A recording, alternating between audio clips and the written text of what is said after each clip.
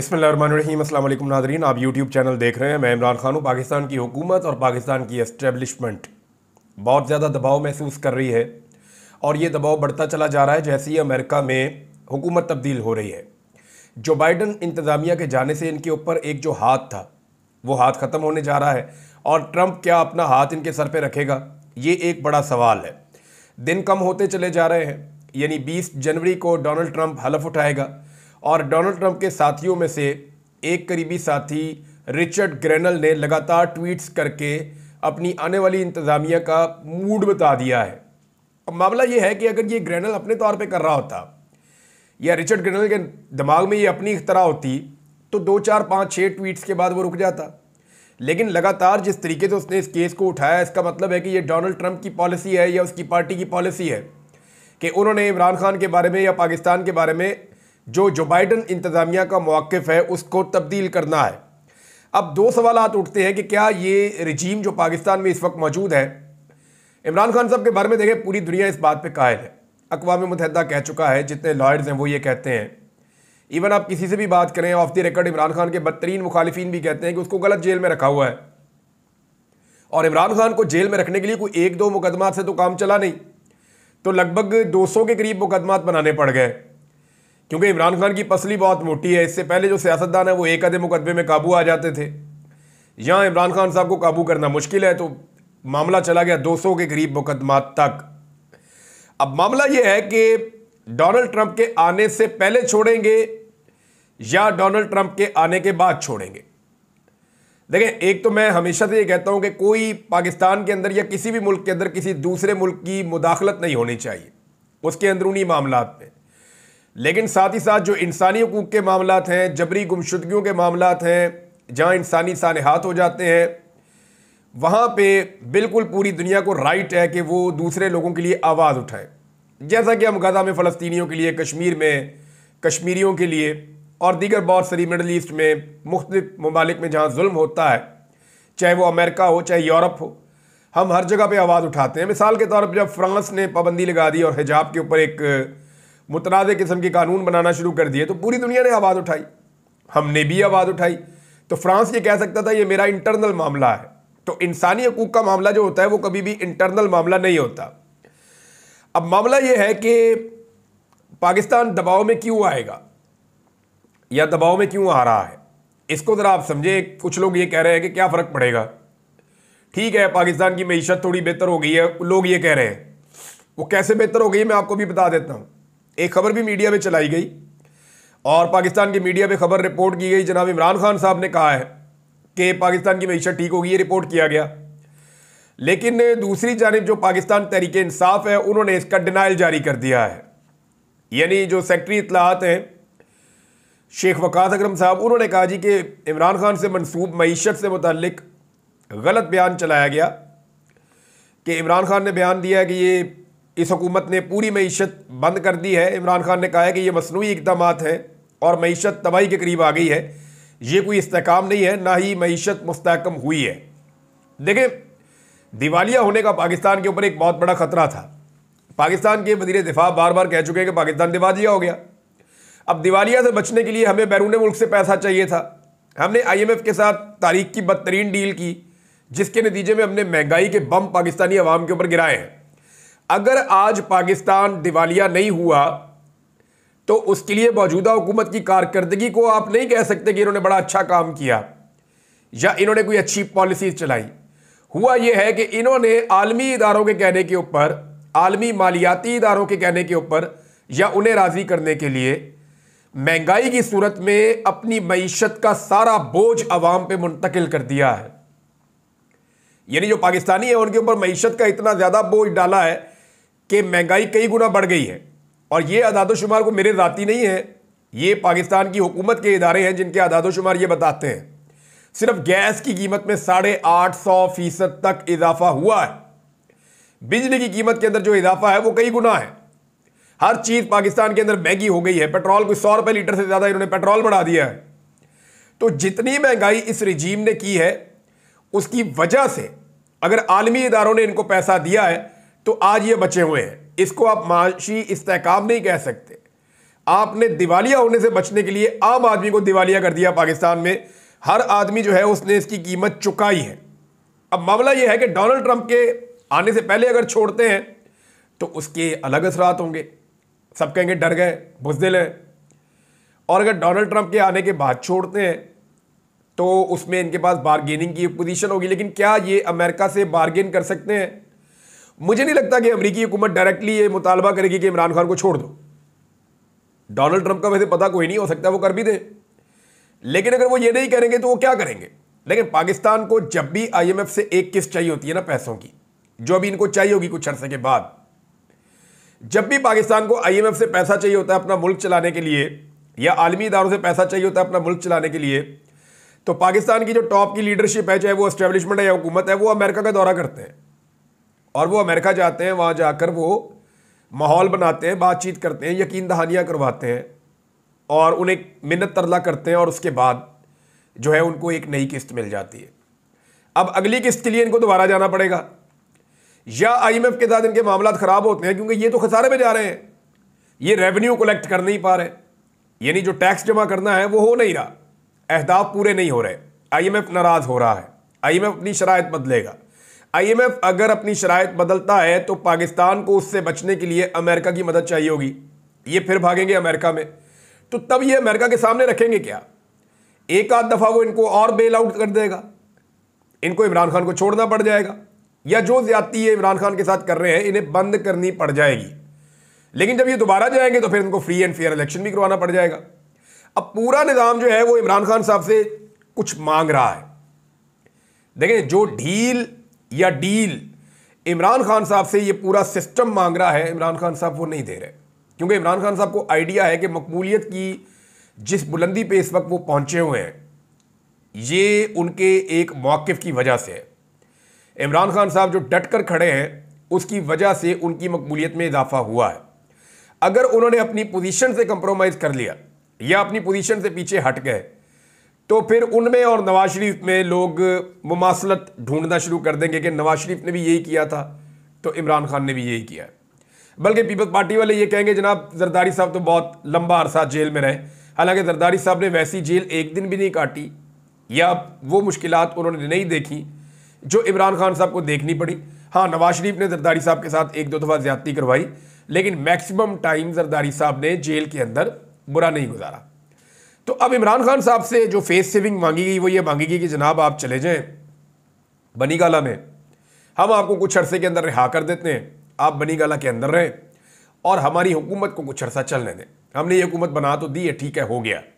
गलतियाँ जनाब आपसे भी हुई हैं, गलतियाँ हमसे भी हुई हैं, तो इस लड़ाई को अगर ख़त्म करना है तो इस नोट पे ख़त्म कर देते हैं कि आप चले जाएं बनी गाला में, बनी गाला में जाकर आप बैठ जाएं और फिर आप हुकूमत को ना गिराएं और हुकूमत को आप चलने दें। उसमें मुख्तलिफ टाइम पीरियड जो है वो डिस्कस होते रहे, कभी ये 2 साल था टाइम, कभी 6 महीने का टाइम था, लेकिन इमरान खान साहब ने मानने से इनकार कर दिया। इमरान खान साहब की अपनी पार्टी के लोगों ने उनकी मिन्नतें की और उन्हें कहा कि खान साहब आप जेल से अपने घर शिफ्ट हो जाएं। लेकिन इमरान खान साहब ये जानते हैं कि इसके बाद बयानिया क्या बनेगा, और वो अच्छी तरह जानते हैं कि आवाम में उनकी मकबूलियत को धचका लगेगा। लिहाजा उन्होंने ऐसी किसी भी डील को करने से इनकार कर दिया, बल्कि उन्होंने इस हुकूमत को और एस्टेब्लिशमेंट को किसी भी किस्म की फेस सेविंग देने से इनकार कर दिया है। अब इनके पास रास्ता क्या है? या तो ये इमरान खान को अंदर रखकर अमेरिका से और मगरबी ममालिक से पूरी जंग कर लें, क्योंकि मलिया लोधी साहबा ने भी स्टेटमेंट दे दिया है कि GSP+ का आपका स्टेटस खतरे में है, क्योंकि यूरोपीय यूनियन का स्टेटमेंट आ गया है। फौजी अदालतों के जो फैसले हैं उन्होंने इम्पैक्ट डाला है। फिर जो 26 नवंबर को कत्लेआम हुआ उसका अपना एक इम्पैक्ट है, और उसके बारे में अभी भी मुतज़ाद इतलात हैं कि वहाँ पे जो लाशें अभी तक रिकवर हुई हैं उनसे ज़्यादा लोग मारे गए, यानी 13 लोग तो पाकिस्तान तहरीक इंसाफ ने दफनाए हैं और उनकी लाशें मंजर आम पे आई हैं। लेकिन वहाँ से जो लोग लापता हुए हैं वो कहाँ हैं, वो जिंदा हैं या नहीं हैं, या उनकी डेड बॉडीज़ गायब की गई हैं, इस हवाले से बहुत ज़्यादा खबरें पाकिस्तान में गर्दिश करती रहती हैं। नाज़रीन, अमरीकी दबाव का अंदाज़ा आप यहाँ से कर लें कि अब अमेरिकन से किसी और अंदाज में सोच रहे हैं जो आने वाला रिजीम है।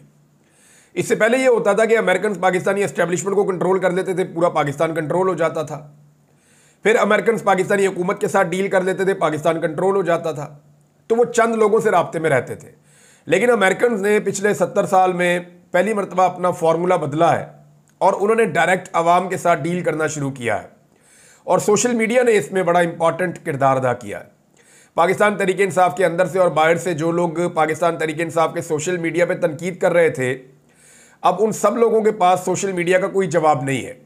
क्योंकि देखिए, ये पाकिस्तान तहरीक इंसाफ का सोशल मीडिया है जिसने आलमी सतह पे इमरान खान साहब का मुकदमा लड़ा, जिसने आलमी सतह पे पाकिस्तान का मुकदमा लड़ा और पूरी दुनिया को कायल किया कि जुल्म, ज्यादती और जबर हद से बढ़ चुका है, लिहाजा इसके खिलाफ आवाज़ उठाई जाए। अमेरिका की जो आने वाली एडमिनिस्ट्रेशन है वो पाकिस्तान की अवाम के साथ बातचीत करने में बिलीव रखते हैं और उन्हें आइडिया हो गया है कि पाकिस्तान के अवाम चाहते क्या हैं, लिहाजा उन्होंने अपनी पॉलिसी को जनाब तब्दील किया है। और अब जिन लोगों की दिहाड़ियाँ लगी हुई थी ना, जैसे कि शेरी रहमान साहब ने स्टेटमेंट दिया अमेरिका के खिलाफ, वो उनका खाता खुला तो पता चला जी कि वो पीपल्स पार्टी की शेरी रहमान है। उनका खाता खुला तो पता चला कि जी वो भी लाखों डॉलर्स अमरीकी इमदाद में से हड़प कर गई अपनी NGO के ज़रिए से। उसके बाद जनाब तलाल चौधरी साहब की ट्वीट करवाई गई। तलाल चौधरी साहब ने अंग्रेज़ी में ट्वीट किया और अंग्रेज़ी दोबारा गलत लिख दी। यानी आप अंदाज़ा करें कि अब ये लेवल है यहाँ पे सेनेटर का कि वो ट्वीट कर रहा है और वो जस्टिस को इनजस्टिस लिख रहा है और वो डिमांड कर रहा है कि आप नाइंसाफ़ी के साथ खड़े हो जाएं। अब अगर रिचर्ड ने आगे से लिख दिया कि जी मैं नाइंसाफ़ी के साथ नहीं खड़े हो सकता, तो फिर क्या बनेगा? तो तलाल चौधरी का भी गलत ट्वीट हो गया। फिर जावेद लतीफ़ साहब ने एक ट्वीट किया और इमरान खान की शिकायत लगाई कि जनाब मुझे गिरफ्तार किया गया है और मुझे जेल में रखा गया है इमरान खान साहब के दौर में। तो जावेद लतीफ़ साहब के ऊपर तो एक मुकदमा हुआ है, इमरान खान साहब के ऊपर 180 से ज़्यादा मुकदमे हुए हैं। और जावेद लतीफ़ साहब अपने मुंह से हमेशा अपने ऊपर गुजरने वाले तमाम चीज़ों के लिए ज़िम्मेदार सियासतदानों को नहीं बल्कि वो जर्नैलों को करार देते रहे कि मिलिट्री जनरल्स की वजह से या इस्टेब्लिशमेंट की वजह से जावेद लतीफ़ साहब जेल गए थे। लेकिन अब वो वही इल्ज़ाम रिचर्ड को मुखातिब करते हुए शिकायत लगा रहे हैं कि जी इमरान खान ने मुझे जेल में डाला था। तो ऐसे बहुत सारे लोग लॉन्च हुए हैं। यानी आबिद शेरली को लॉन्च किया गया दोबारा से, ख्वाजा साद रफ़ीक को लॉन्च किया गया, ख्वाजा आसिफ को लॉन्च किया गया। ये लोग चले हुए कारतूस बन चुके हैं, अवाम में इनकी वक़्त ख़त्म हो चुकी है। हो सकता है कि अवाम में इनकी वापसी हो जाए, लेकिन वो जमहूरी तरीके से होगी ना। अब जब तक बूट पॉलिश हाथ में है या जब तक इस्टेब्लिशमेंट के कंधे के ऊपर ये हाथ रख के चलते रहेंगे नाबीना लोगों की तरह, तो तब तक तो इनकी मकबूलियत वापस नहीं आएगी। क्योंकि पाकिस्तान के अवाम और कुछ तय करें या ना करें, एक बात तो वो तय कर चुके हैं कि इस्टेब्लिशमेंट के ख़िलाफ़ उन्होंने अब रहना है, या वो ये समझ चुके हैं कि पाकिस्तान के मसाइल के अंदर एक बड़ा मसला जो है वो इस्टेब्लिशमेंट की पाकिस्तानी सियासत में मुदाखलत भी है। अब नून लीग एक नया बयानिया भी बना रही है। इस बयानिए के मुताबिक रिचर्ड ग्रेनल जो है वो डोनाल्ड ट्रंप की टीम का एक गैर अहम आदमी है। अब ये बयान जो है वो ख्वाजा आसिफ साहब जैसे लोग दे रहे हैं। तो ख्वाजा आसिफ की अपनी अहमियत क्या है, इसके बारे में कभी उन्होंने सोचा है? शाहिद असलम साहब हैं सीनियर जर्नलिस्ट, उन्होंने एक सवाल उठाया और उसका जवाब अभी तक नहीं आया कि ख्वाजा आसिफ अपना हलफ उठाने के बाद से लेकर अब तक अपनी वजारत दिफा में दूसरी मरतबा कब गए हैं, या अपनी वजारत दिफा के बारे में उन्हें कोई थोड़ा सा भी नॉलेज है, या कोई फैसला करते हुए उनको कभी भी एतमाद में लिया जाता है? ख्वाजा आसिफ पाकिस्तान का वो वज़ीर दिफा है जो दिफा के बारे में पाकिस्तान की तारीख में शायद सबसे कम जानते हैं। यानी उनकी तवज्जो अपने काम के अलावा बाकी तमाम चीज़ों पर है और ख़ास तौर पे उनकी तवज्जो रहती है इस बात के ऊपर कि लोगों को जुगतें कैसे लगानी है। अदर बशवानी साहब ने एक ट्वीट लिखा है और ये हसान न्याली के हवाले से फैक्ट्स हैं। हसान न्याली साहब को 10 साल सज़ा दी गई, हालांकि उनके वालिद साहब ने बड़ी कोशिश की, उन्होंने तारीफ़ भी की एस्टेब्लिशमेंट की, उन्होंने आर्मी चीफ़ की बहुत तारीफ़ की, बहुत सारे और लोगों की भी की। तो उन्हें यह लगता था कि इसकी वजह से शायद उनके बेटे को रिलीफ मिलेगा, लेकिन उनके बेटे को जो मैक्सिमम सज़ा आई है वो 10 साल आई है। अब इसमें जो फैक्ट्स है वो ये है कि बैरिस्टर हसान न्याली का क्या जुर्म था। वो रात 7-8 बजे कोर कमांडर हाउस पहुंचा, जबकि तोड़फोड़ और जलाओ घिराव 4 बजे के करीब हुआ। जब उसके सामने ISF के 2 नौजवानों को माथे पर फायर मारे गए तो उसने जज्बाती तकरीर की, जिसमें कोर कमांडर की कमर का मजाक उड़ाया। उसने एक वो पीछे लटक रही थी, किसी ने लटकाई हुई थी एक पैंट, तो उसने उसमें देख कर बताया कि जी इसका जो साइज़ है वो 50 है, ऐसे कुछ किया था। क्या ये इतना बड़ा जुर्म था कि 10 साल सज़ा सुनाई जाती? इसीलिए सिविलियंस के मिलिट्री ट्रायल की आइन में इजाज़त नहीं है। 2015 में भी सिर्फ दहशतगर्दों के मिलिट्री ट्रायल की इजाज़त दी गई थी और आर्मी एक्ट भी जासूसी की हद तक इस्तेमाल करने की इजाज़त थी। ये ना दहशतगर्द है ना ही जासूस है, तो फिर मिलिट्री ट्रायल कैसे? ये सवाल अजहर मशवानी ने उठाया और ये जायज़ सवाल है। अब एक तरफ ये कहा जाता है कि जी आप जो है वो जिना हाउस में लोग क्यों दाखिल हो गए या कोर कमांडर हाउस में क्यों दाखिल हो गए। दूसरी तरफ इमरान खान साहब के जो वकला हैं फैसल चौधरी और नईम हैदर पंजूता, उन्होंने सवाल उठाया कि हमारे घरों में भी तो लोग दाखिल हो गए, इजाज़त तो हमारे घरों में दाखिल होने की भी नहीं है, हमारी खवातीन की बेहुरमती की इजाज़त नहीं है, हमारी इमलाक को नुकसान पहुंचाने की इजाज़त नहीं है। और ये मामला सन 2022 से चल रहा है, 9 मई 2023 में हुआ और 2022 से पाकिस्तान तहरीक इंसाफ की चादर और चार दीवारी का तकद्दुस पामाल कर दिया गया। मुबशर जैदी साहब सीनियर जर्नलिस्ट हैं, उन्होंने एक बड़ा अच्छा नुक्ता उठाया। उन्होंने कहा जी वज़ीर आज़म हाउस और पार्लियामेंट तक पे तो हमला हुआ है, यूनिफॉर्म लोगों ने किया है, लेकिन आज तक उनके खिलाफ कोई कार्रवाई नहीं हुई। तो बात वही है जो मैंने पहले अर्ज की थी कि अगर एक आम पाकिस्तानी से कोई छोटा मोटा जुर्म भी हो जाए ना तो उसको फिक्स कर दिया जाता है। हम शूदर हैं, वो हमको कमीन है, और हम मालिक हैं इस मुल्क के भाई, हम टैक्स देते हैं, हमारे टैक्स से ये मुल्क चलता है, सबको तनख्वाहें मिलती हैं। हम इतने कमीन है कि हमसे गलती हो जाए तो हमें जनाब फिक्स कर दिया जाएगा। और दूसरी जानब यूनिफॉर्म पहन के एक आदमी जो है वो कभी मुल्क तोड़ देता है, दूसरा आता है वो आइन तोड़ देता है, तीसरा आता है वो आइन तोड़ देता है, चौथा आता है वो बंदे उठा लेता है, पांचवा आता है वो जबरी गुमशुदगियां कर देता है। यानी इधर कोई पूछगछ नहीं है, इधर कोई अदालत सवाल नहीं कर सकती। सारे सवाल जो हैं वो ये शूद्रों से होंगे, सिविलियन से। यानी हम इतने बुरे लोग तो नहीं है, इतने घटिया लोग तो नहीं है, कीड़े मकोड़े तो नहीं है, हम भी इंसान हैं। यानी मुझे उठाकर तकरीबन 5 महीने गायब कर दिया, जानवरों से बदतक सलूक किया, उसके बाद मैं छूट कर आया। कोई जज पाकिस्तान में पूछने के लिए तैयार नहीं है। कादी फायद ईसा को मैं आवाज़ें दे देकर तंग आ गया कि बेशर्म आदमी मुझे बुला के पूछो भाई कि मेरे साथ क्या हुआ है। कोई पूछने के लिए तैयार नहीं है। पुलिस के पास जाते हैं मुकदमा करवाने के लिए, वो आईजी वहां पे टाउट बैठा हुआ है, उसके बंदे कहते हैं जनाब हमारे आईजी साहब का नाम निकाल दें, आप बात ही ना करें किसी एजेंसी के बारे में। तो ये है नाजरीन इस वक्त सूरत हाल। अब ये फौजी अदालतों में जो फैसला आया ना, इसके हवाले से एक शुनीद ये भी है कि ये दबाव में आया। इसमें कुछ लोगों को उम्र कैद और फांसी वांसी की सज़ाएं सुनाने की कोशिश की जानी थी, लेकिन क्योंकि यूरोपीय यूनियन का, अमेरिका का, बरतानिया का, अक़वाम मुत्तहिदा का बहुत ज़्यादा दबाव आया, तो वो दबाव उठाया नहीं जा सका और फौरी तौर पे 60 आदमियों को एकदम सज़ा सुना दी गई और अब फैसले जारी नहीं किए जा रहे। ये जब फैसले बाहर आएंगे ना, जब फैक्ट्स और फैसले बाहर आएंगे तो उसमें आपको लिखना पड़ेगा ना कि प्रोसिक्यूशन ने क्या कहा, जो वकील सफाई है उसने क्या कहा, जो वकील था मुजरिम का वो क्या कह रहा था, मुजरिम का अपना स्टेटमेंट क्या था, किन हालात में ये ट्रायल हुआ, अदालत किस तरह इस नतीजे पर पहुंची, कौन से शवाहिद देखे गए। जब ये सारी चीज़ें इकट्ठी होंगी तो आप इन केसेस की दुर्गत बनते हुए देखिएगा। नाज़रीन, पारा चनार की सूरत हाल के हवाले से हामिद रज़ा काज़मी साहब ने एक स्टेटमेंट दिया है। मैं चाहता हूँ वो स्टेटमेंट मैं आपको बताऊँ।